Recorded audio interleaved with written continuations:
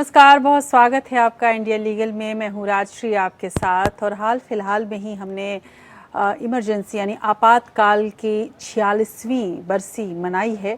और ये ज़रूर है कि किसी भी प्रजातंत्र के लिए सबसे ज़्यादा ज़रूरी होता है अभिव्यक्ति की स्वतंत्रता। यदि अभिव्यक्ति की स्वतंत्रता न हो तो इसे आपातकाल ही कहा जा सकता है। इसे कहा जाता है कि इमरजेंसी जैसी स्थिति है। हालांकि 46 साल पहले इमरजेंसी लगी, लेकिन आज के दौर में एक बार फिर से ये बहस तेज़ है कि क्या आज भी अभिव्यक्ति की स्वतंत्रता का सम्मान उस तरह से नहीं रहा जिस तरह से होना चाहिए, जिस तरह से हमारा संविधान कहता है। दरअसल किसी लोकतांत्रिक व्यवस्था की जड़ें कितनी गहरी हैं इसका पता इसी से चलता है कि वहाँ न्यायपालिका और प्रेस कितने स्वतंत्र हैं। भारतीय संविधान के अनुच्छेद 19(1) में अभिव्यक्ति की स्वतंत्रता को मौलिक अधिकार बनाया गया, लेकिन 19(2) में इसे सीमित करने के आधार भी बताए गए। यही आधार अब परेशानी का सबब बनते दिख रहा है और ऐसा लग रहा है कि सरकारों की तरफ से 19(2) की जो व्याख्या है वो अपने तरीके से करना शुरू हो चुका है। अभिव्यक्ति की बेलगाम प्रवृत्ति अब इस बेशकीमती आज़ादी पर भारी पड़ रही है। पिछले दिनों आईटी एक्ट के तहत कई तरह के नोटिफिकेशन जारी किए गए। राष्ट्र और सामाजिक हित को सर्वोपरि मानते हुए सरकार ने एक्ट में कई बदलाव भी किए और कई बदलाव प्रस्तावित भी हैं।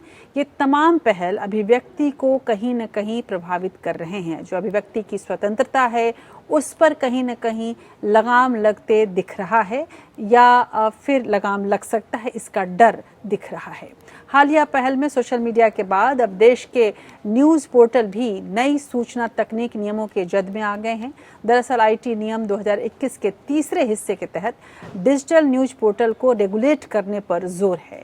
इसी के अंतर्गत सरकार डिजिटल न्यूज़ पोर्टल पर निगरानी रखने के साथ उन्हें कोड ऑफ एथिक्स के तहत लाना चाहती है। लेकिन जब आईटी नियमों के विरोध में देश के 13 मीडिया संगठनों ने मद्रास हाईकोर्ट में याचिका दाखिल किया, तब डिजिटल न्यूज़ पब्लिशर्स एसोसिएशन यानी कि डीएनपीए की याचिका पर केंद्र सरकार को नोटिस जारी किया गया।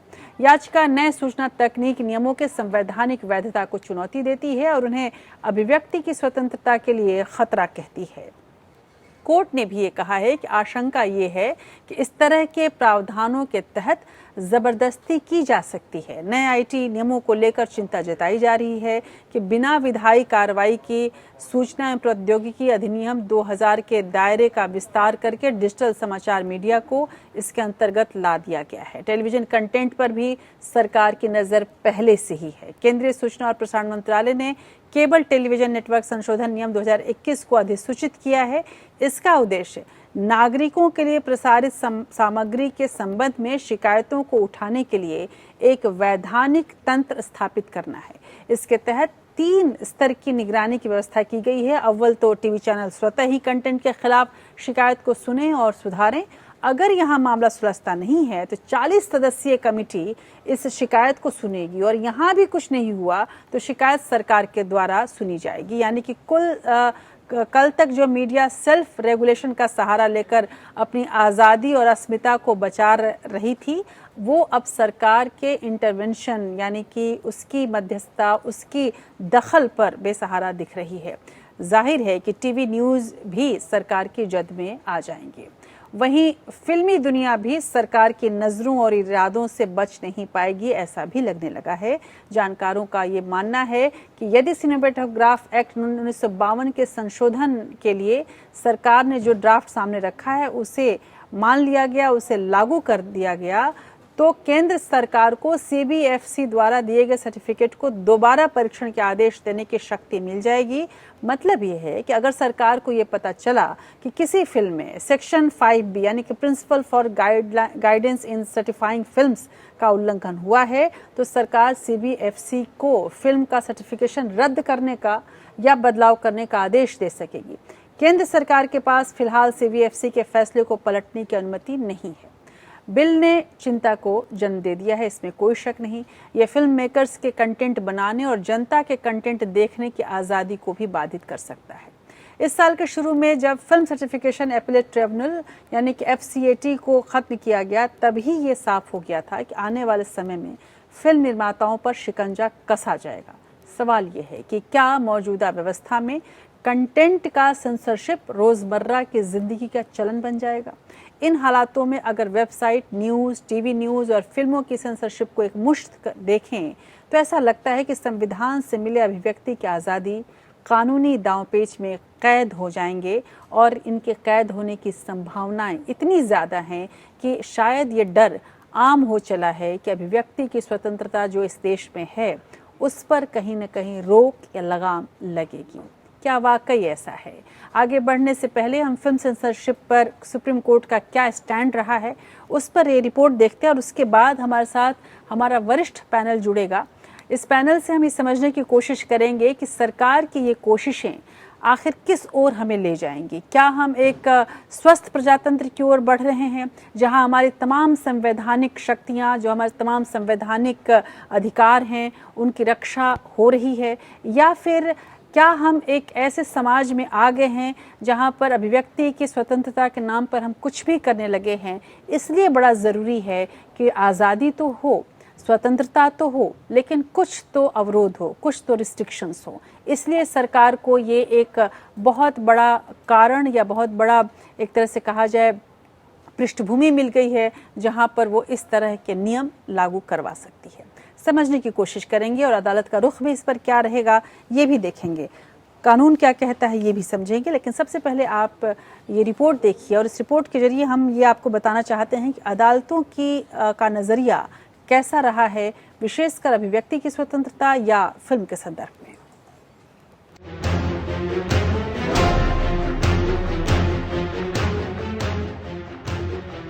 1913 में पहली भारतीय फिल्म राजा हरिश्चंद्र प्रदर्शित हुई।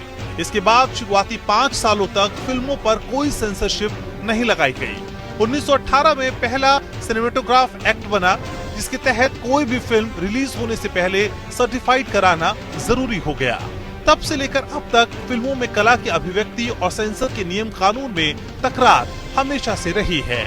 मामला कई बार अदालत में भी गया जहां पर ऐतिहासिक फैसले दिए गए जो मील का पत्थर बने। एक नजर डालते हैं कुछ अहम अदालती फैसलों पर। फिल्म की सेंसरशिप पर ऐतिहासिक अदालती फैसले। के.ए. अब्बास बनाम भारत संघ 1970। भारत में सेंसरशिप के संबंध में उत्पन्न होने वाले संदेह का पहला उदाहरण के.ए. अब्बास बनाम भारत संघ में था। मामले में सुप्रीम कोर्ट ने भाषण और अभिव्यक्ति की स्वतंत्रता के मौलिक अधिकार के संदर्भ में सिनेमेटोग्राफ की पूर्व सेंसरशिप की प्रथा का मूल्यांकन किया। अदालत ने पाया कि संविधान के अनुच्छेद 19(2) में उल्लिखित आधारों पर फिल्म की सेंसरशिप संवैधानिक रूप से वैध प्रथा है। एस. रंगाराजन बनाम पी. जगजीवन राम 1989। फैसले में कहा गया कि जनता द्वारा केवल हिंसा की सूचना देना भाषण और अभिव्यक्ति की स्वतंत्रता पर प्रतिबंध नहीं होगा, क्योंकि किसी भी कीमत पर इन मौलिक अधिकारों की रक्षा करना राज्य का कर्तव्य है। आनंद पटवर्धन बनाम केंद्रीय फिल्म प्रमाणन बोर्ड 2003। ये केस सेंसर बोर्ड द्वारा फिल्म निर्माता के उत्पीड़न के मामले से जुड़ा है। सीन को काटने को लेकर मामला कोर्ट पहुंचा। कोर्ट ने कहा कि सीन काटने का आदेश सेंसर बोर्ड द्वारा फिल्म निर्माता को परेशान करने के लिए शक्ति का दुरुपयोग था। यह अनुच्छेद 19(1)(a) के तहत सिनेमेटोग्राफ के माध्यम से भाषण और अभिव्यक्ति के अधिकार का उल्लंघन था। श्री राघवेंद्र फिल्म्स बनाम आंध्र प्रदेश सरकार 1995। सेंसर बोर्ड ने तेलुगु भाषा में एक फिल्म की अप्रतिबंधित प्रदर्शनी को मंजूरी दी थी, लेकिन सरकार ने प्रदर्शनी को रोक दिया। निलंबन के पीछे का कारण बताया गया क्योंकि इसमें कुछ समुदायों की भावना को ठेस पहुंच सकती है। अदालत ने पाया कि निलंबन का आदेश देने वाले प्राधिकारी ने फिल्म भी नहीं देखी और इसलिए कोर्ट ने मनमानी को आधार बनाकर आदेश को रद्द कर दिया। बॉबी आर्ट इंटरनेशनल बनाम ओमपाल सिंह हूं 1996। इस केस को बैंडिट क्वीन केस के नाम से जाना जाता है। सुप्रीम कोर्ट ने इस मामले से निपटते हुए एक बार फिर से सिनेमेटोग्राफ के माध्यम से अनुच्छेद 19(1) के तहत बोलने और अभिव्यक्ति की स्वतंत्रता को बरकरार रखा।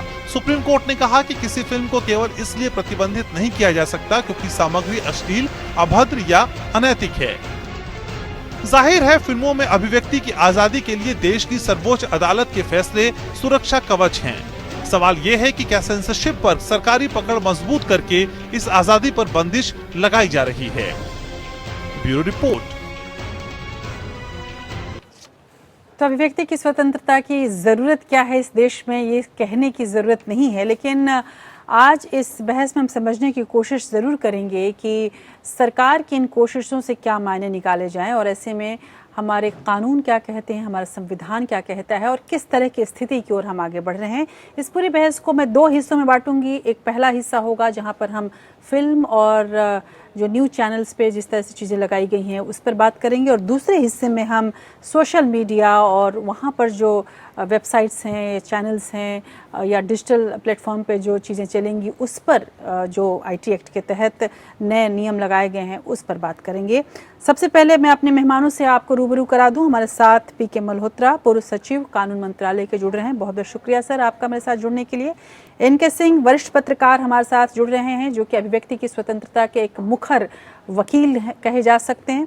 अरुण मुकिम, पूर्व सदस्य सेंसर बोर्ड की हमारे साथ जुड़ रही हैं। अनिल नागरथ, सचिव AIMPPA के जुड़ रहे हैं, all India motion pictures producers association के हमारे साथ जुड़ रहे हैं। R वेंकटरमणी, वरिष्ठ अधिवक्ता सुप्रीम कोर्ट के हमारे साथ जुड़ रहे हैं, और पवन दुग्गल IT कानून विशेषज्ञ भी हैं और अधिवक्ता भी हैं, वो हमारे साथ जुड़ रहे हैं। सबसे पहले NK सिंह जी, मैं आपके पास आऊँगी। जब अभिव्यक्ति की स्वतंत्रता की बात चलती है, तमाम ऐतिहासिक घटनाएं भी याद आ जाती हैं और हर बार सरकारें इस कटघरे में रहती हैं, लेकिन इस बार जिस तरह से IT एक्ट कानून में बदलाव या फिर तमाम जो नए नए नियम आ रहे हैं, आप डिजिटल मीडिया पे हैं तो आप अपने को रजिस्टर्ड कराइए, आप अगर टेलीविज़न चैनल पे कुछ खबरें दिखाते हैं तब उसके लिए एक अलग सुनवाई के लिए बोर्ड बनने की कवायद शुरू हो गई है। अब फिल्मों की बात हो रही है, किस तरह से आप लेंगे? क्या इसके पीछे बड़ी बात ये हो रही है कि अभिव्यक्ति की स्वतंत्रता के नाम पे हमने वो सारी हदें पार कर दी हैं जिसकी वजह से सरकारों को इस तरह के कदम उठाने पड़े हैं, या फिर सरकारें कहीं न कहीं अभिव्यक्ति की स्वतंत्रता से हमेशा की तरह एक बार फिर से डरी हुई दिख रही हैं? देखिए, मान लीजिए कि हम ये तस्वुर करें कि मीडिया को डीजेनरेट पब्लिक पर्पस का नहीं हो रहा है, क्या इसका इस तरह से होगा, इस तरह से गैग कर देगी, ब्लॉक कर देगी? मेरे ख्याल से कई फंडामेंटल प्रॉब्लम, और वो प्रॉब्लम कहाँ है? यूनि लीडरशिप वो भारत में आज के नाम पे है। पिछले 7 साल ये यूनि लीडरशिप गवर्नमेंट की प्रॉब्लम है, वो नहीं चाहती। आप अभिव्यक्ति स्वतंत्रता देख रही है। अभी आप देखेंगे किस हर कदम पे रोक लगे, क्योंकि यूनि लीडरशिप डेमोक्रेटिक प्रोटेस्ट का अगर आप जाएंगी तो बड़ा अच्छा आपको एक चीज समझ में आएगी जी। आज से 1 साल पहले, 1.5 साल पहले भारत सरकार के मिनिस्टर ने के अधिकारियों को बुलाया, कहा कि भाई मुझे व्हाट्सएप का आपका कुछ एक्सेस चाहिए, ये तो आपका व्हाट्सएप है, हमें एक्सेस चाहिए, यहाँ कुछ एक्टिव। उन्होंने रिफ्यूज किया। आज ये पॉसिबल नहीं, पूरे नहीं था, तो एक धमकी दिया कि हम आपको बंद कर जी, ये पूरा ऑपरेशन बंद करा दिया। उन्होंने क्या किया कि वो अमेरिका चले गए, एक स्टेट में उठे, एक पिटीशन डाला, हमारा करके इजराइल का सॉफ्टवेयर है, उसको यूज करके और दुनिया के तमाम गवर्नमेंट बेनिफिट कर रही है और लोगों के व्हाट्सएप देख रही है। उन्होंने बुलाया उसका पेगासस की जो कंपनी थी NSA इजराइल को बुलाया, उसने किया कि हाँ साहब बिल्कुल ठीक है, हम सिर्फ गवर्नमेंट एजेंसी को देते हैं पेगासस, वैलिड गवर्नमेंट जी। और तब पता लगा कि भारत में भी गवर्नमेंट ने पेगासस लेके और व्हाट्सएप कर रही है, और करीब 100 के आसपास व्हाट्सएप कॉल हो रहे हैं पेगासस को इस्तेमाल करके, और भारत के इंटेलिजेंस एजेंसी का जब पार्लियामेंट में ये मामला हंगामा किया तो भारत सरकार का एक ही जवाब था, हमारे पास पावर्स हैं, तो हम नेशनल इंटरेस्ट में उन्होंने ये नहीं बताया कि हमने क्या। हकीकत ये थी कि भारत पेगासस कर रही है। तो ये जो आप कानून देख रही है, जी। ये पूरा गवर्नमेंट ऑफ इंडिया का मैनर है, जिसको तो चाहती है कि वॉइस ऑफ डिसेंशन की हिम्मत ना करे और उसको ब्लॉक किया जाए। ये पूरा कानून देख रही है, जिसमें एपेक्स पे जो लास्ट ईयर था, उसमें सिर्फ सरकारी नुमाइंदे होंगे और उसमें क्या रखा है, आपको ताज्जुब होगा जो प्रोविजन है उसमें हाफ छूट कहा गया है कि हाफ सकते। अब जरा आप सोचिए, ये प्योर सब्जेक्टिव कंडीशन होगा। कलेक्टर साहब जब कहेंगे कि आपने हाफ तो किया है, आप फुल ट्रूथ नहीं किया है, हो सकता है कल आप पैनल में या 5 मिनट आपके पास मुश्किल 10 मिनट का टाइम हो और उसमें आप देना चाहते हो, आपको वो कलेक्टर पकड़ लेगा ये कहते साहब आपने बातचीत नहीं, जबकि उसकी जरूरत नहीं। एक एडिटोरियल डिसीजन हमारा डिसीजन है। जी बिल्कुल। मुझे लगता है ड्रैकोनियन ये लाया जा रहा है भारत में फ्रीडम ऑफ एक्सप्रेशन, जो एक नायाब कॉन्स्टिट्यूशन मेकर थी, वो आप किसी तरह जी बिल्कुल। मेरे ख्याल से भारत ये फ्रीडम ऑफ एक्सप्रेशन या मीडिया के लिए इतना दुर्दिन और इतना काला अध्याय नहीं आया। लेकिन जी मल्होत्रा साहब से जानना चाहूंगी, मल्होत्रा साहब, फ्रीडम ऑफ एक्सप्रेशन हमारे संविधान के, मुझे जो लगता है कि सबसे जो खूबसूरत संविधान में जो अधिकार दिए गए हैं उसमें शायद सबसे खूबसूरत अधिकार यही है जहां में अभिव्यक्ति की स्वतंत्रता है। लेकिन बिल्कुल ये बात सच है कि उसमें एक रीजनेबल रिस्ट्रिक्शन है। अब सरकार की जो ये पहल है, उन तमाम पहल को यदि हम प्रस्ताव को समझने की कोशिश करें अपने दर्शकों के लिए, आप किस तरह से देखते हैं इन तमाम प्रस्तावों को, और कौन सी ऐसी बात है जिसकी वजह से, जैसा कि एनके सिंह जी ने भी कहा कि ये बिल्कुल ही ऐसा है जैसे प्रजातंत्र की हत्या कर दी जाए, क्यों इस तरह की नाराजगी है इन तमाम प्रस्तावों को लेकर? राशिद जी, सबसे पहले तो मैं आपको कॉम्प्लीमेंट करना चाहूंगा कि आपने इतना इम्पोर्टेंट विषय आज अपने दर्शकों के सामने रखा है और उसके ऊपर आज हम बहस कर रहे हैं। आपके जो ओपनिंग रिमार्क्स थे या जिस तरह का आपने रिपोर्ट तैयार की, उस रिपोर्ट ने इस पूरे इशू को समाप्त कर दिया है जी। समहाउ एनके सिंह साहब जो कह रहे थे, उनकी आवाज थोड़ा ब्रेक कर रही थी तो मैं पूरी तरह उनकी बात नहीं सुन पाया। लेकिन आप जो इशू कह रहे हैं, अधिकार की स्वतंत्रता, freedom of speech and expression की बात कर रहे हैं, जो आर्टिकल 19 क्लॉज 1 की बात कर रहे हैं, मेरा ऐसा मानना है कि मीडिया, जिसे हम डेमोक्रेसी का फोर्थ पिलर कहते हैं, चौथा स्तंभ डेमोक्रेसी का कहते हैं, वो उतना ही इम्पोर्टेंट है जितने बाकी तीनों अंग हैं, चाहे वो एग्जीक्यूटिव है, चाहे वो लेजिस्लेचर है, चाहे वो जुडिशरी है जी। जुडिशरी की स्वतंत्रता आपने अपने रिमार्क्स में भी कहा, और मीडिया की स्वतंत्रता, उसके बिना कोई भी डेमोक्रेसी सरवाइव नहीं कर सकती है। बिल्कुल। और अगर उनको सरवाइव करना है तो जिस तरह के कानून बनाए गए हैं, अब 19(1) में जो freedom of speech and expression है वो अनब्रिडल्ड या अनकंट्रोल्ड नहीं है। आर्टिकल 19 क्लॉज 2 के अंदर उसके ऊपर एक रीजनेबल रिस्ट्रिक्शन लगाई जा सकती है, लेकिन रीजनेबल रिस्ट्रिक्शन किन किन ग्राउंड पे लगाई जाएगी वो बहुत महत्वपूर्ण है हमारे लिए जानना। रीजनेबल रिस्ट्रिक्शन तभी लगाई जा सकती है जब sovereignty and integrity of India at stake हो, सिक्योरिटी ऑफ स्टेट की बात हो, हमारे फ्रेंडली रिलेशन फॉरेन कंट्रीज के साथ बात हो, पब्लिक ऑर्डर की बात हो, डिसेंसी की बात हो, मोरालिटी की बात हो, और या कोई इंसाइटमेंट ऑफ एनी ऑफेंस की बात हो। अगर इन विषयों को लेकर के आप एक रीजनेबल रिस्ट्रिक्शन लगाते हैं तो संविधान उसको परमिट करता है और कोर्ट उसको सपोर्ट करेंगी। लेकिन अगर आप उसके बियॉन्ड जा रहे हैं तो कोर्ट्स हमारी जो हैं, पास्ट का भी एक्सपीरियंस रहा है, और आपने बहुत सारी, आपके रिपोर्ट में आपने बहुत सारी सुप्रीम कोर्ट की जो जजमेंट्स हैं उनका जिक्र किया है, उसके अंदर उन एक्शन को, सरकार के एक्शन को कोर्ट ने स्ट्राइक डाउन कर दिया कि ये freedom of speech and expression के जो रीजनेबल रिस्ट्रिक्शन का फॉर्मूला कॉन्स्टिट्यूशन में दिया गया है उसमें फॉल नहीं करता है जी। आज जो आप रिस्ट्रिक्शंस की बात कर रहे हैं, आपने 2-3 बहुत अच्छे उदाहरण दिए। आपने कहा केबल टीवी नेटवर्क का जो कानून है उसमें बदलाव किया जा रहा है, सिनेमेटोग्राफ एक्ट में बदलाव किया जा रहा है, एक एथिक्स कोड लाया जा रहा है।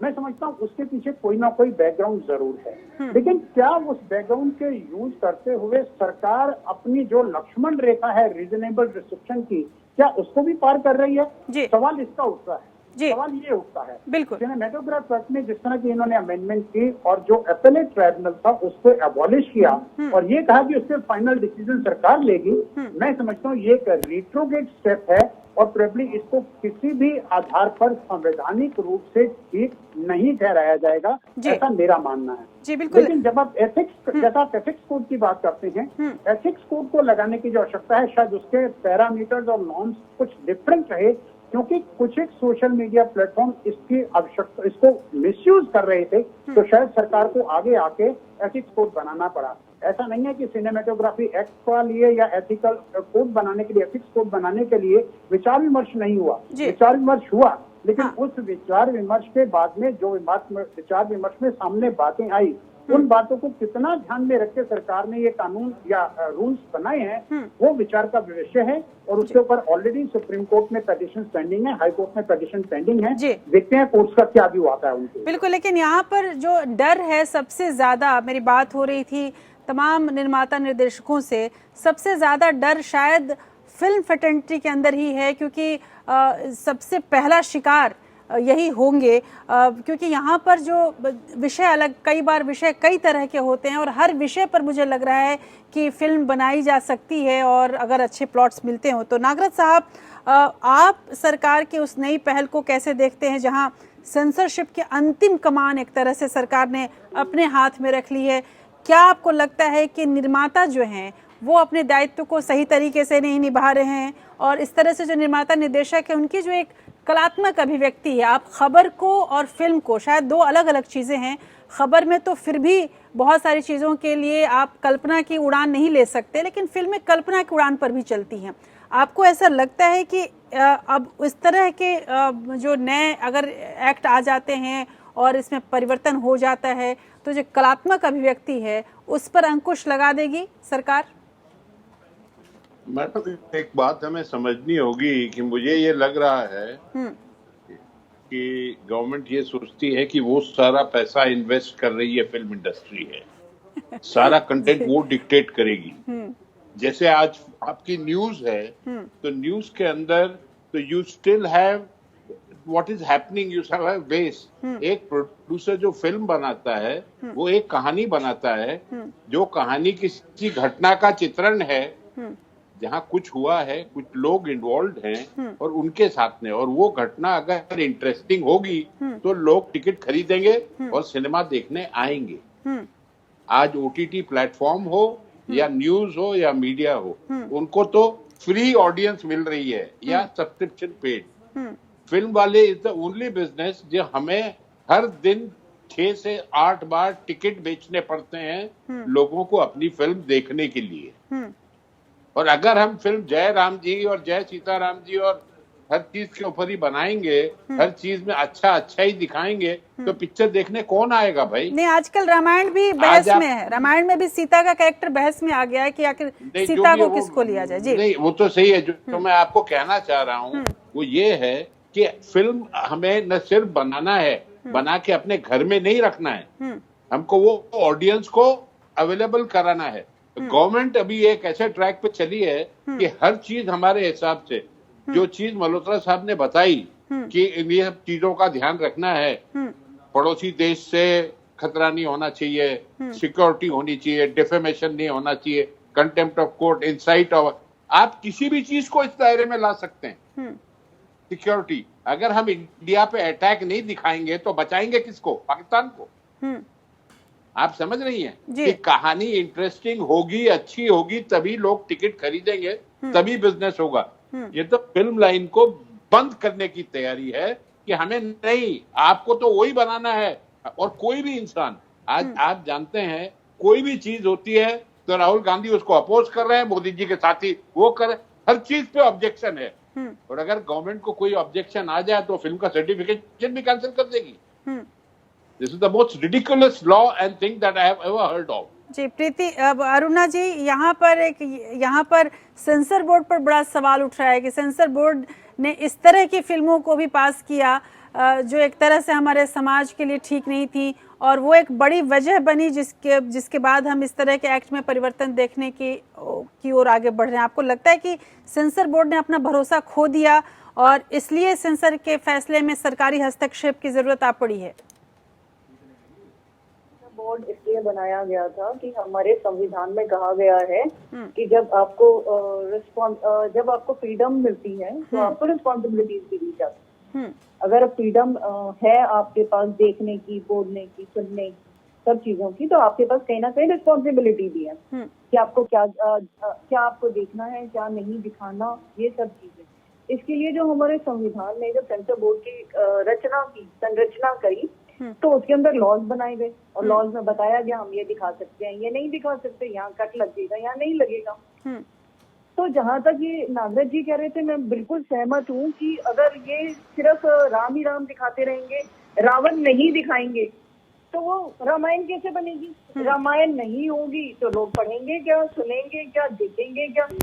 तो बैड कैरेक्टर भी तो दिखाना ही पड़ेगा ना। आप सिर्फ अच्छा ही तो नहीं दिखा सकते। और अगर एक इंटरेस्टिंग कंटेंट बनाना है तो उसके अंदर कॉन्फ्लिक्ट जरूरी है। कॉन्फ्लिक्ट के लिए बैड एलिमेंट भी उतना ही इक्वली इम्पोर्टेंट है, तभी तो वो गुड के साथ उसकी फाइट होगी बैड एलिमेंट की। तो दिखाना तो दोनों ही चीजें पड़ेंगी जी, लेकिन कहाँ तक दिखानी पड़ेगी, इसीलिए सेंसर बोर्ड का गठन किया गया। तो मुझे और एक चीज और यहाँ पर कि ग्लोबलाइजेशन का दौर है। आज के टाइम में एक छोटा बच्चा जो आज के टाइम में स्कूल अगर अपने मोबाइल पे देखता है तो उसके लिए सब कुछ अवेलेबल है मोबाइल पे। आप सेंसर बोर्ड को और ज्यादा इसके जरा नॉर्म्स आप स्ट्रिक्ट कर देंगे तो वो इंडियन सिनेमा नहीं देखेगा, हॉलीवुड देखेगा और कुछ देखेगा तो वो सही, उसके पास सब कुछ अवेलेबल है जी। तो मेरे को नहीं लगता कि इतनी ज्यादा सुपर सेंसरशिप करने की जरूरत है गवर्नमेंट को। ऑलरेडी जो भी सेंसर बोर्ड में लोग आते हैं वो एक अपनी फील्ड को प्रतिनिधित्व करते हैं, तब उन्हें सेंसर बोर्ड में जगह मिलती है मेंबर बनने जी जी जी। तो वो अपने आप में रिस्पॉन्सिबल लोग हैं। हाँ। अगर वो कुछ तो आप ये समझती हैं कि सीन ठीक नहीं है तो वो नहीं है जी। तो आपको जरूरत, गवर्नमेंट को जरूरत नहीं है कि सुपर पावर बन के आएगी। अगर इन्होंने लेकिन अरुणा जी इनकी जरूरत क्या है आपको? जी बिल्कुल। इनके सिंह जी, अरुणा जी की जो बात है और नागराज साहब की बात को आगे बढ़ाऊं, ठीक है, ये इसमें कोई शक नहीं कि जिस तरह से ये पूरे एक्ट में परिवर्तन की बात कही जा रही है, जो प्रस्ताव लाए जा रहे हैं, उसको ऊपरी तौर पर हम देखें तो ऐसा लग रहा है कि अभिव्यक्ति की स्वतंत्रता पर एक तरह से ये रोक है, एक लगाम है और सरकार सब कुछ अपने हाथ में लेना चाहती है। लेकिन इस बात से तो सर इनकार नहीं हम कर सकते कि हाल फिलहाल में जब घर घर में मोबाइल पर जब बच्चों के पास और पूरे परिवार के पास नेटफ्लिक्स और तमाम तरह के जो ये OTT प्लेटफॉर्म्स आए जहाँ पर फिल्में दिखाई गई और जिस तरह की का कंटेंट हमें मिला, या वो हम अपने शायद अपने वो उस उम्र के बच्चों को जो टेंडर एज से गुजर रहे हैं शायद हम नहीं देखने दें। और ऐसे में यदि हमारा सिनेमेटोग्राफ एक्ट अगर मजबूत होता तो शायद हम बचा सकते थे अपने बच्चों को, या इस तरह की चीज़ों से एक्सपोज होने से हम बचा सकते थे। आपको लग रहा है सर कि वो एक बड़ा ग्राउंड बना सरकार के लिए इस तरह के कार्रवाई के पीछे? जी हाँ, बिल्कुल। और कोर्ट ने भी उससे बड़ा सीरियस फील किया था, कोई दो राय नहीं है। आपको तो कंसर्न शो किया है। हम नहीं चाहेंगे कि हमारा युवा, हमारे बच्चे एक मानसिक रूप से बीमार युवा बने और लिहाजा अगर आप इनडिसेंसी के क्लॉज पे रोक लगाते हैं, अगर इनडिसेंसी का पर्पस, अगर मॉरल टर्पिंग तो कोई दिक्कत नहीं है। आप जितने विगरस लॉज हो सकते हैं आप ले आए, पर यहाँ पर इशू ये नहीं है। जब आप कहते हैं हाफ ट्रूथ और हाफ ट्रूथ गलत है, तो आप हाफ ट्रूथ की परिभाषा कैसे? यहाँ इशू ये है, अभिव्यक्ति स्वातंत्र जो किया गया था उसकी जो फिलॉसफी है पॉलिटिकल साइंस की, वो जर्मी बेंथम और बहुत फेमस फिलॉसफी है, गवर्नेंस बाय डिस्कशन। एक सरकार बहुमत पे आती है, जनता की वोट देके, लेकिन ये साइकिल का ठेका नहीं होगा कि 5 साल के लिए दे दिया गया, आपको चाहिए लोगों से रेट वसूलते रहिए। हर तीसरे दिन हम पूछते हैं, मीडिया पूछती है, अपोजिशन पूछता है कि भाई सड़क पे गड्ढे क्यों किए? आपने ये वादा किया था क्यों नहीं? अगर आप इसको मानेंगे कि ये हाफ ट्रूथ है, तो इसके बाद मीडिया का पर्पस दिख जाएगा। और मीडिया क्यों रहता है, इसका क्यों है, क्यों कहा गया freedom of American first amendment में भी कहा गया जी। और आप ताज्जुब करेंगे कि दोनों में कितना परसेप्शन है। अमेरिकन कॉन्स्टिट्यूशन 1789 फर्स्ट अमेंडमेंट में हुआ और उसमें निर्बाध शक्तियां प्रेस को दी गई। जरा सोचिए आप, भारत में फर्स्ट अमेंडमेंट होता है और आप ताज्जुब करेंगे कि जो किनाया था अभी हमारे पूर्व सचिव ने, वो उसमें तीन जो है public order, relations with the country और इंसाइटिंग टू एन ऑफिस। ये पंडित नेहरू ने जब सत्ता में आ गए 1951 में फर्स्ट अमेंडमेंट के थ्रू इसको इंट्रोड्यूस किया है।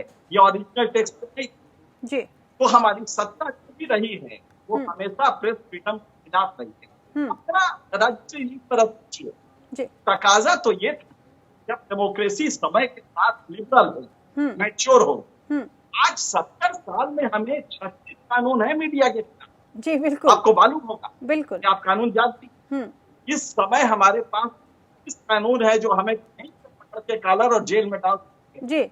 8 रेस्ट्रिक्शन और 92 में दिए गए, जिसमें 4 बात के हैं, 4 ही ओरिजिनल और वो सत्ता में लोगों ले आए। और आप ताज्जुब करें के बाद आपको चैन नहीं आ रहा है जी।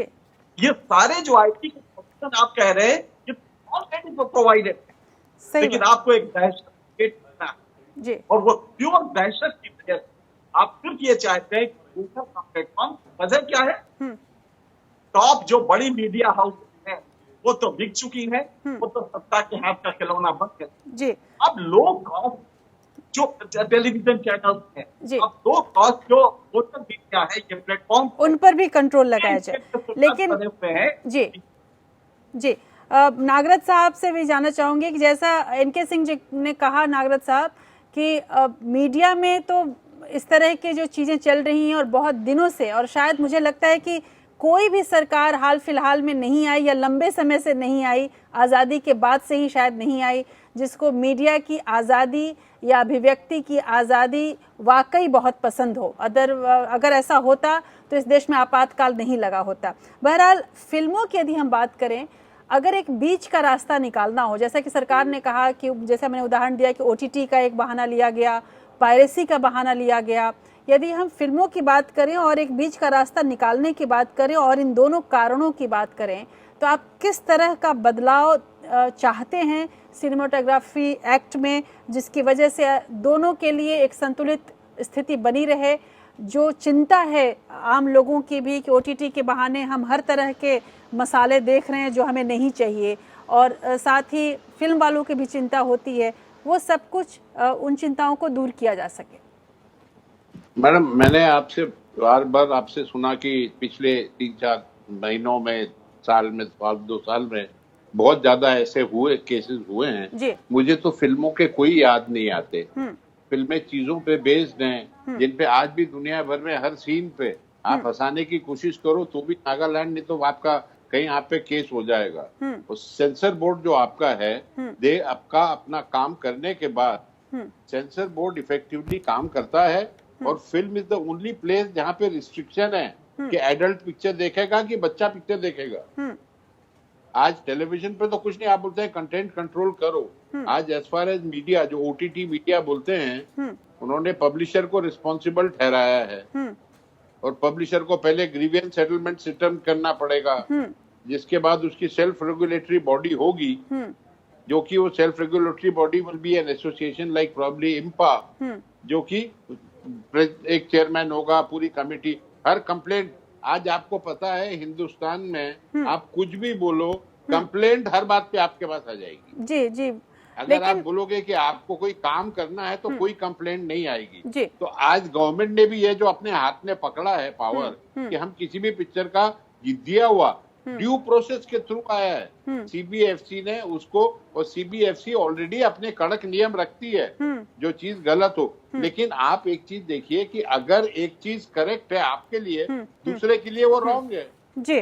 तो तो आप कहाँ अगर आपको सब कुछ करना है तो आप कहानी बोल ही नहीं सकते हैं भाई।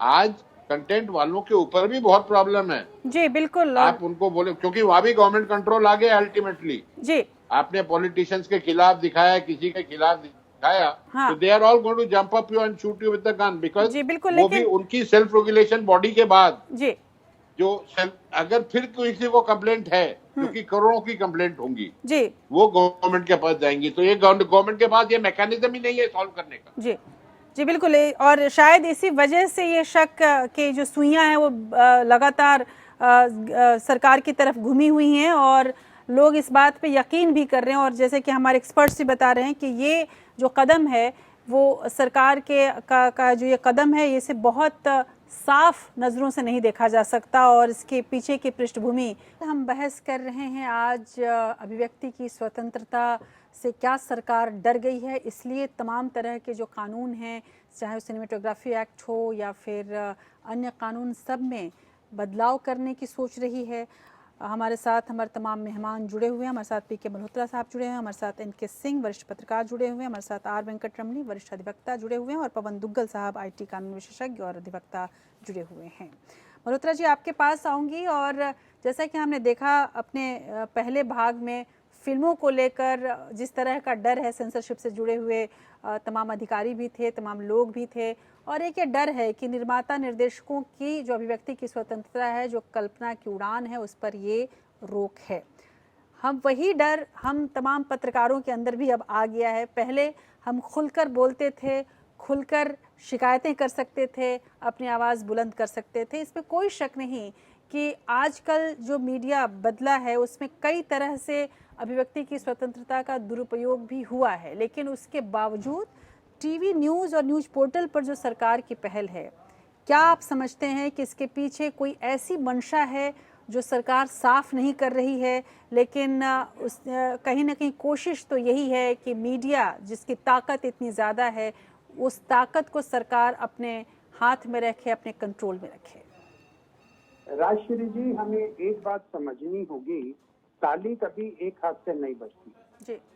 हुआ क्या कि जब कुछ लोगों ने जो परिसीमाएं उनके लिए लक्षित की गई थी कानून के अंदर, जब उनका उल्लंघन करना शुरू किया, तभी सरकार की ओर से भी ओवर रेगुलेशन की बात शुरू हुई। मैं आपको एक एग्जांपल देना चाहूंगा। Press council of India act बना, जिसका chairman chief justice supreme court के जज होते हैं और उसके मेंबर जो होते हैं वो मीडिया के लोग होते हैं। लेकिन कभी ओवर रेगुलेशन की बात उन्होंने नहीं की और ना ही उस कानून के अंदर कोई ऐसी बात कही गई कि वो कोई स्ट्रिक्ट एक्शन प्रेस के खिलाफ ले पाए। वार्निंग देने की, सेंसर देने की, एडवाइजरी देने की बातें की गई।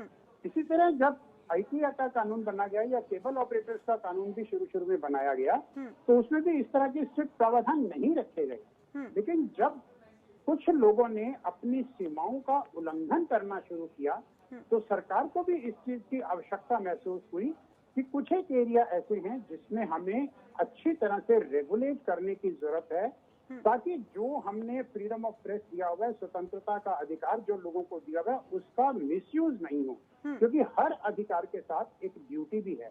जब उस ड्यूटी का वायलेशन होता है तो सरकार की ये ड्यूटी बन जाती है कि वो वायलेशन को कैसे कंट्रोल किया जाए, ताकि एक सामाजिक इथोस जो क्रिएट हुआ है, एक जो हमारे संस्कार हैं, उसके बियॉन्ड जाकर के तो हम काम नहीं कर रहे हैं। जब तक ये कला का जो है हनन होगा या एक फ्रीडम ऑफ एक्सप्रेशन के थ्रू जो आप अपनी बातें कहना चाह रहे हैं, आप अगर उस पर रोक लगाते हैं, तो हमारे पास जुडिशरी है। आप जुडिशरी के सामने जाइए और बताइए कि सरकार ने जो कानून बनाया है ये सीमाओं का उल्लंघन कर रहा है, ये हमारे अधिकार का हनन कर रहा है। और हमारी जुडिशरी में आज भी वो ताकत है कि जुडिशरी इस तरह के कानूनों का रिव्यू करके जो है सरकार के खिलाफ ऑर्डर पास कर सकती है। मैं इसमें कोई समस्या नहीं समझता। समस्या वही है, ओवर रेगुलेशन की आवश्यकता वहीं पड़ी जहां लोगों ने अपने अधिकार का जो उनको दिया गया है उसका दुरुपयोग करना शुरू किया। उसको कंट्रोल करने के लिए सरकार ने रेगुलेट किया। जी, एनके सिंह जी, आप स्वयं एक ऐसी रेगुलेशन अथॉरिटी जो सेल्फ रेगुलेशन रेगुलेटरी अथॉरिटी है उससे जुड़े हुए भी हैं, लेकिन हाल फिलहाल में जो हम लोगों ने देखा और जो NBA जैसी संस्थाएं जो कि हम मीडिया वालों को सेल्फ रेगुलेशन का एक अधिकार देती हैं, माफ़ कीजिएगा, और मैं चाहूँगी कि यहाँ पर जो लोग भी इस शो को देख रहे होंगे, कई ऐसे होंगे जो हमारे कुलिग भी होंगे, हमारे सहयोगी भी होंगे, उनको बुरा ना लगे, लेकिन ये सच है कि हाल फिलहाल में जो घटनाएं हुई हैं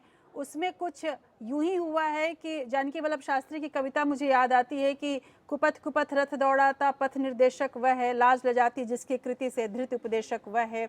वो लोग उन संस्थाओं में थे जो आज बहस में हैं, जिनकी क्रेडिबिलिटी पर शक जताई जा चुकी है, जिनके आप चैनल्स को देखें वो चैनल्स बहुत ईमानदार नहीं दिखते हैं। ऐसे में क्या एक बहुत बड़ा ग्राउंड मिला सरकार को इस तरह के नए एक्ट लाने के लिए, इस तरह के नए कानून लाने के लिए।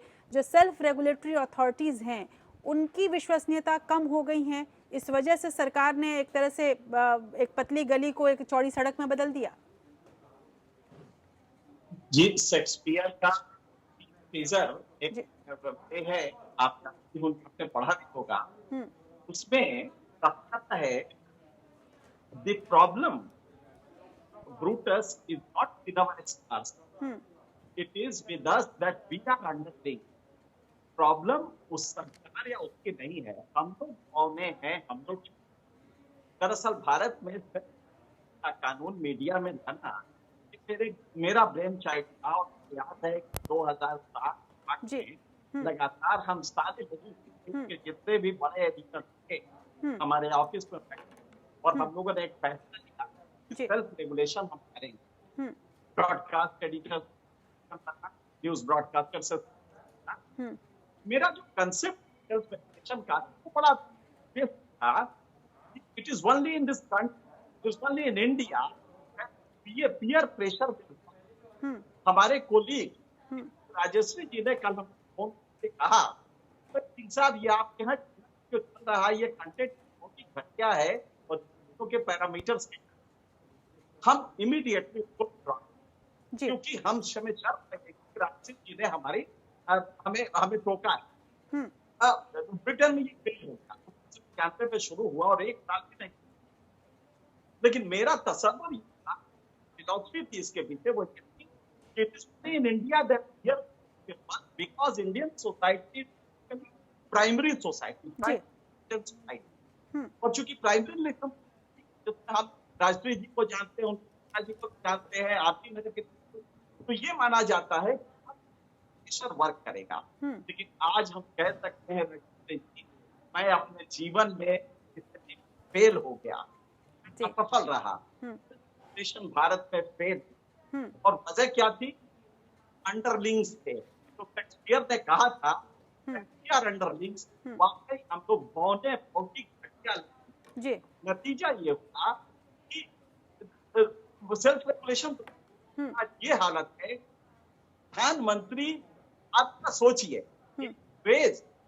गृह मंत्री ने उपकार गए, ये गृह मंत्री ने, ये कोई गए पॉलिटिकल लीडर है, वो गए नहीं।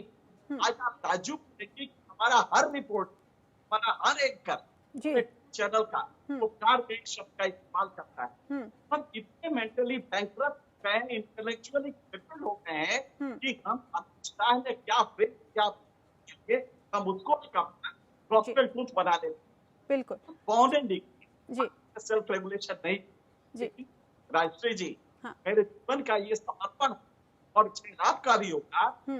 अगर सेल्फ रेगुलेशन फेल होता है तो इसका ये मतलब नहीं है कि कोई आईटी सेक्रेटरी, कोई IND मिनिस्टर हमें कंट्रोल करेगा, फ्री होगा फ्रीडम ऑफ एक्सप्रेशन का। और जी बिल्कुल, वेंकट रमनी भी इससे बोलना चाहते हैं। Mr. Venkat Ramani, does the new move by government regarding news media goes against the norms of self-regulation? My answer will be no. How? We are still adolescents in self-regulations. We have not yet become really mature in self-regulation. On the one hand, we don't want to welcome it. On the other hand, we say all censorship is bad. Now, when you talk of new technologies, new challenges will definitely come. Old ways of regulating will have to be given up. But that does not mean that the tools for communication can become independent holders of rights apart from the freedom of expression itself. Today, the two have become two independent issues. The right to express is one thing, but the tools, the mediums, which are used for expression, have become larger than the freedom of expression itself. Therefore, there is a problem. So, when you are talking within traditional parameters, we will not find an answer. Yes. So, we will have to pursue the regulation model as much as possible. And when it breaks down, the answers will come self-evidently. But I think it is premature to talk about the self-regulation method breaking down. Yes. Let us see it in the context of other media, how it has worked. I personally think that there is too much of hype around the regulations which the government wants to now come. And then to say that, look here, we are going towards a big brother attitude. I don't think it is too much of a intellectual claptrap, according to me. So we need to assess and wait how the system of regulation can be strengthened and where it will fail. Let us not give it a premature death or a burial, or to say that censorship is the only answer. So, but Venkatramani, do you think that the censorship, which is like, which is now government's idea, one minister or one bureaucrat or maybe 40 members of a committee can decide that they can decide the narrative of this country, what one filmmaker should make, what a news presenter should say, what a news reporter should report. Do you think this is an ideal situation, and this is not violation of the constitutional right which is given to us? There is no state. We are all managing our own affairs. What will you do? We'll find out somebody who will advise us, right? Tell us, don't do this, do this. So if that is correct, government coming in becomes wrong.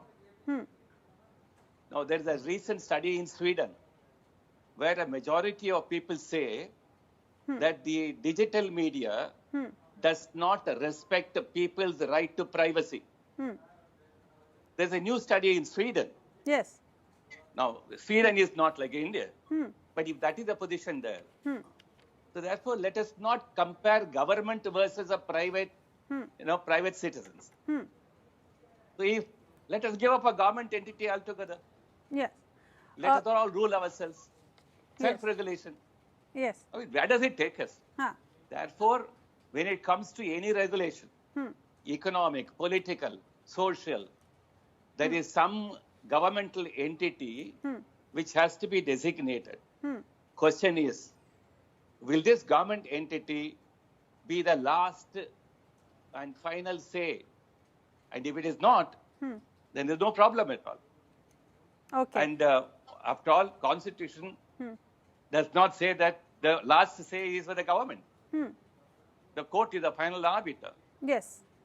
So instead of taking everything to Supreme Court and High Court, if we need to test a new model of regulation, let us test it. Let us give it more strength. Okay. पवन दुग्गल साहब, अगर हम तैयार भी हो जाएं इस नए model को टेस्ट करने के लिए, तो भी एक डर जो है, जो जिस तरह से वेबसाइट्स पर और वहाँ पे जो कंटेंट चल रहे हैं उसको भी रेगुलेट करने की सरकार कोशिश कर रही है, लेकिन शायद ही ये संभव हो, क्योंकि तब वो वेबसाइट्स जो कि बाहर से चल रही हैं, अगर वो कुछ लिखती हैं, उसको कैसे रेगुलेट किया जाएगा, उसको कैसे हम नियंत्रित कर पाएंगे?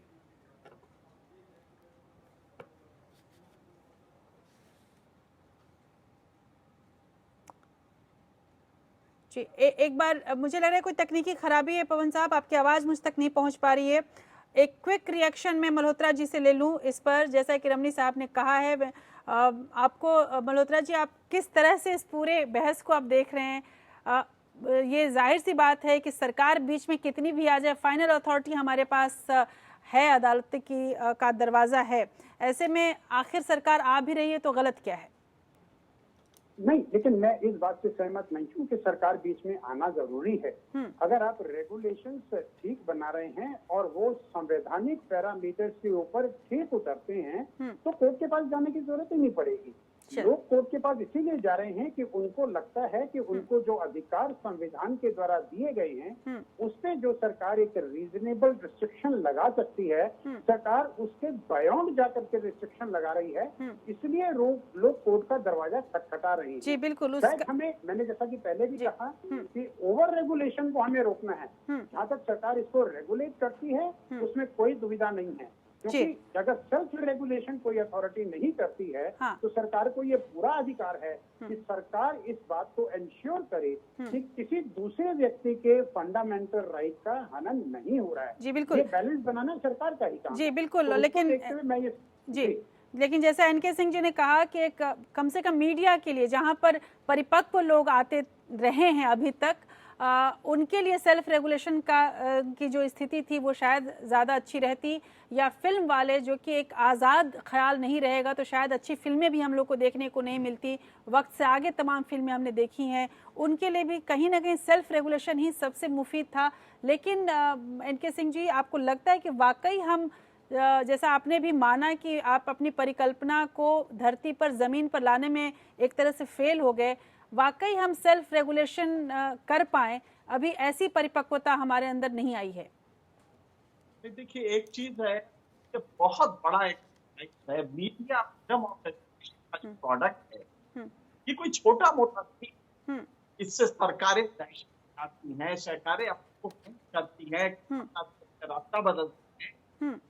ये बिल्कुल पे आया है, वो है 4 है जिससे कि डेमोक्रेसी वर्क करती है। पहला है अथॉरिटी रूल, दूसरा है रिकॉग्निशन ऑफ माइनॉरिटी राइट्स, तीसरा है कॉन्स्टिट्यूशनल गवर्नमेंट, चौथा सबसे इम्पोर्टेंट है गवर्नेंस बाय डिस्कशन। इसी के तहत फ्रीडम ऑफ एक्सप्रेशन दिया जाता है। डिस्कशन में एक पब्लिक स्फीयर बने और उसमें हम गवर्नमेंट की अच्छी चीजें, बुरी चीजें डिस्कस करके पब्लिक ओपिनियन बनाए और वो 5 साल बाद करें। लिहाजा सिंपल सी बात है, हम वर्ड यूज करते हैं तो दरअसल हम पॉलिटिकल मानसिकता की थे, जब सोच नहीं पाते कि सरकार के अलावा भी कोई रेगुलेट कर सकता है। हमेशा हमें दरोगा का डंडा दिखाई देता है कि दरोगा डंडा मारेगा तभी हम, क्यों नहीं हम सोचते कि नॉन इंस्पेक्टर्स इस देश में बहुत सारे हैं, अच्छे लोग हैं, वेंकट रमनी भी हो सकते हैं, सेक्रेटरी साहब हो सकते हैं, मुकल जी हो सकते हैं, ये लोग जो सरकार नाजिम नौकर नहीं है जी, वो आके हमें रेगुलेट।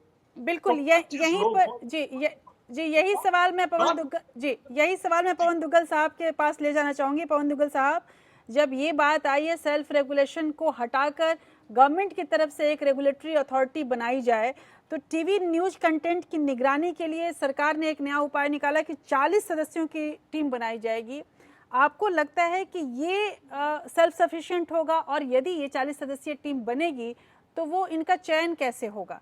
ये सरकार के नुमाइंदे होंगे या सरकार की नीतियों के हिसाब से जो काम करेंगे, या फिर इसमें आप जैसे लोग भी होंगे, वेंकट रमनी जैसे लोग भी होंगे, मल्होत्रा जी जैसे लोग होंगे, जो एक आज़ाद ख्याल रखते हैं, जो प्रजातंत्र के हामी हैं?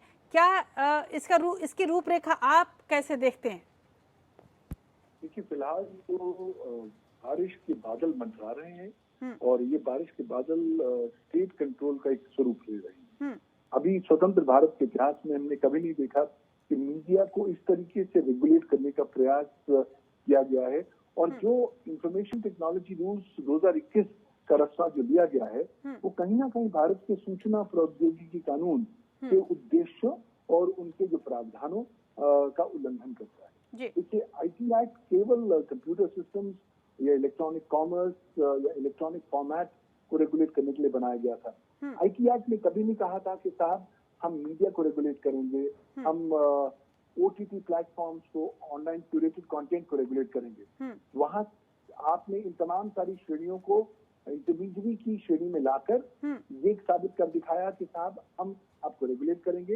लेकिन जो सेल्फ रेगुलेशन के 3 टियर मॉडल IT रूल्स 2021 ने प्रस्तुत किया है, वो कहीं ना कहीं उल्लंघन करता है भारत के IT एक्ट का। ऑलरेडी इसको लेकर काफी सारी याचिकाएं हाई कोर्ट और सुप्रीम कोर्ट तक पहुंची हुई हैं। तो जब ये मैटर विचाराधीन है, हमें इंतजार करना पड़ेगा जजमेंट का। लेकिन बाय एंड लार्ज अगर आप सेल्फ रेगुलेशन की 3 टियर की बात भी करते हैं, तो 3rd टियर पे भी जहाँ पर केवल सरकार का कंट्रोल है, वहां पर भी अगर तमाम सारे डिजिटल स्टेक होल्डर्स का कंट्रोल हो, या उनकी रिप्रेजेंटेशन कंप्लीट हो, कॉम्प्रिहेंसिव हो, तब तो आप एक सही दिशा में सही कदम ले सकते हैं। लेकिन अगर आपने 3 टियर में केवल बाबू रखे हैं, केवल मंत्रालय के नुमाइंदे रखे हैं, तो कहीं ना कहीं प्रतिबिंब है सरकार के। तो शायद वहां पर आप इंडिपेंडेंट एनालिसिस एंड एडजुडिकेशन करना शायद मुश्किल हो पाएगा। जी, लेकिन एक छोटा सा सवाल और है पवन साहब, मेरे दिमाग में आ रहे थे कि अगर ठीक है तमाम चीज़ें चल भी जाएं, तो जो वो वेबसाइट्स, वो न्यूज़ पोर्टल्स या वो कंटेंट के प्लेटफॉर्म्स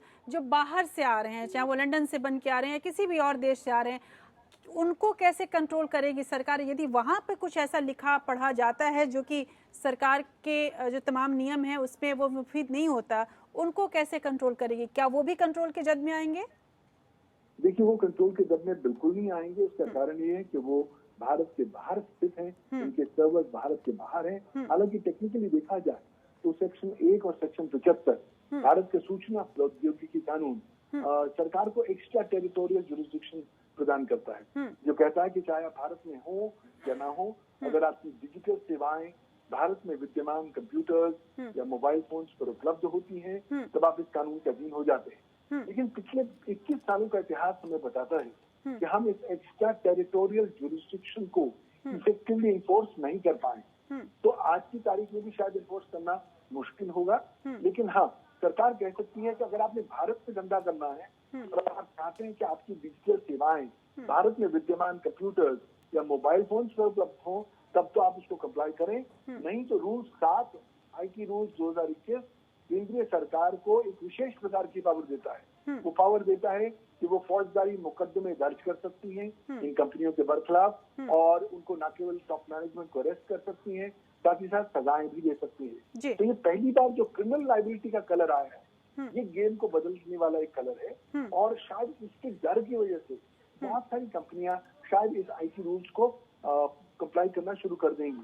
लेकिन अभी भी कुछ ऐसी कंपनियां हैं जो कहती हैं कि IT रूल्स जो हैं संविधान का उल्लंघन करती हैं, और इसलिए याचिकाएं फिलहाल अदालतों के सामने है। जी, यानी कुल मिलाकर यदि देखें तो पूरी उम्मीद जो है वो अब अदालत से एक बार फिर से जुड़ गई है, जहाँ से छन कर जो ऑब्जर्वेशंस जजेज के आ रहे हैं कि डिसेंट ज़रूरी है या प्रजातंत्र को बचाना ज़रूरी है, तो कहीं ना कहीं ये उम्मीद ज़रूर हो गई है आम लोगों को कि सरकार चाहे एक्ट्स में कितने भी परिवर्तन करे, कितने भी नए तरह के एक्ट्स लेके आए, अदालत का दरवाज़ा हमेशा भारत के उस अंतिम नागरिक के लिए रहेगा जहां जो उसके अधिकार को सुरक्षित रखेगा। बहुत बहुत शुक्रिया आप सबों का मेरे साथ जुड़ने के लिए। लेकिन इस बहस से इतना ज़रूर है, धूमिल की वो कविता मुझे याद आती है कि न कोई प्रजा है न कोई तंत्र है, यह आदमी के खिलाफ आदमी का खुला षड्यंत्र है।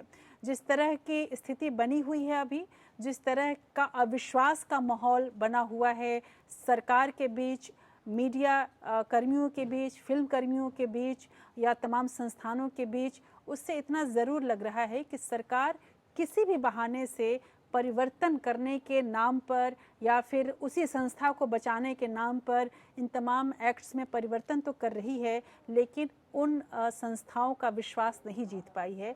यदि सरकार विश्वास नहीं जीत पाएगी तो जाहिर सी बात है कि यही समझा जाएगा कि सरकार ने अभिव्यक्ति की स्वतंत्रता के खिलाफ एक षड्यंत्र रचा।